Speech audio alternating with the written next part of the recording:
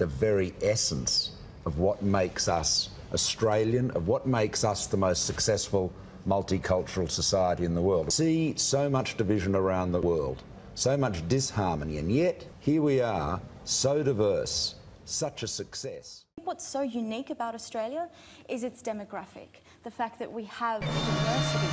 At 6:15 a.m. local time, the United States Pacific Fleet was attacked at Pearl Harbor, Hawaii, by the Empire of Japan. The United States has joined the war.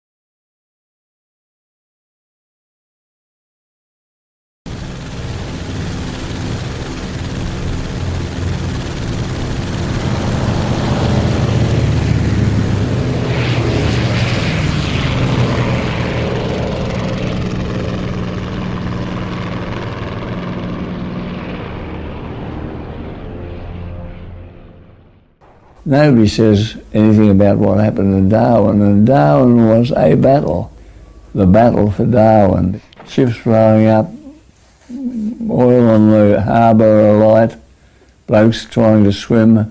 I had a fantastic view of the harbour, and it's a battle which has never been acknowledged. Overall, 253 people that we know about were killed.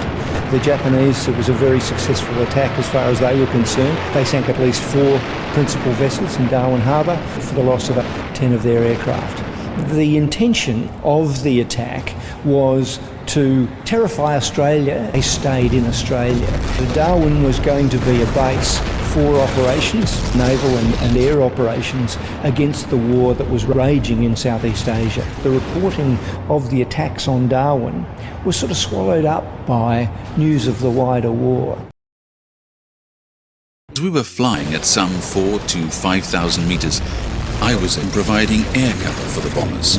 Naturally, I was expecting that some Australian interceptors would be waiting for us over the port, but we didn't see any at all.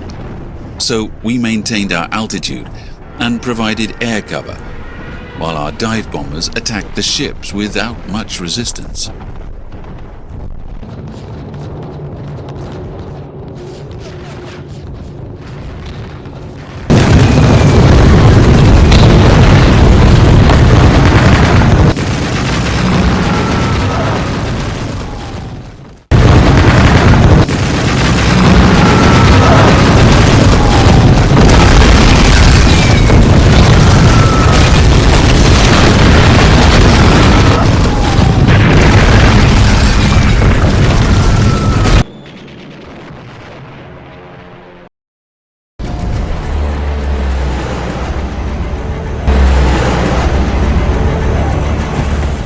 Everyone in Australia should remember it is right on our coast. They've written it saved Australia. Nobody seems to care much about it. The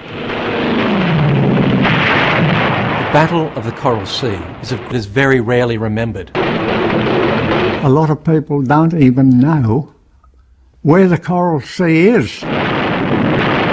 It's important that they know how close the war came to our shores. The Americans were able to intercept Japanese communications and predict that they were going to attack Port Moresby, and that allowed them to pre-position their forces into the Coral Sea to intercept the Japanese invasion fleet.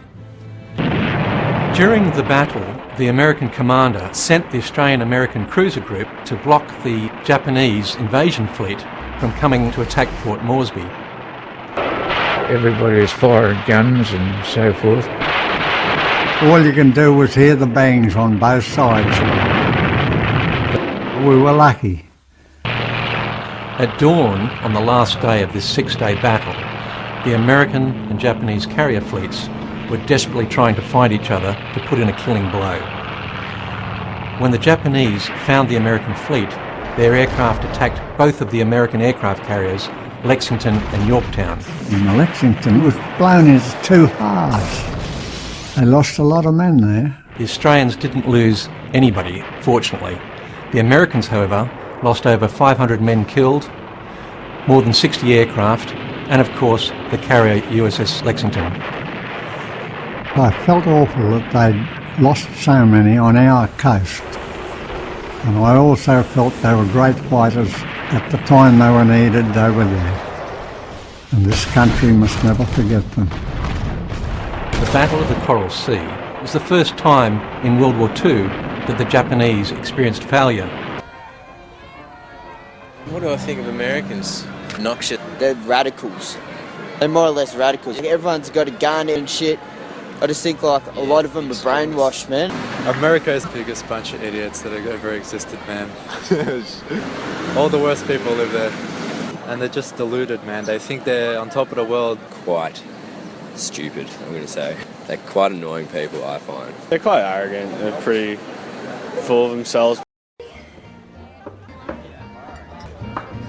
Rye, brandy, bourbon, vermouth. There you go, Manny. To Manny. Never thought you'd down that, mate. Let you Yanks get your proper R&R. Quite a lot of you here now. Just arrived today? Must be thousands. Tens of thousands. How many, mates? Enough to make our beer run dry. Our girls run loose. Have to fuck the king himself to find a taxi you warriors haven't commandeered. I'd say it's a bit more like a game of roaches. Every step we take, and bloody hell, there's another Yank under our boot.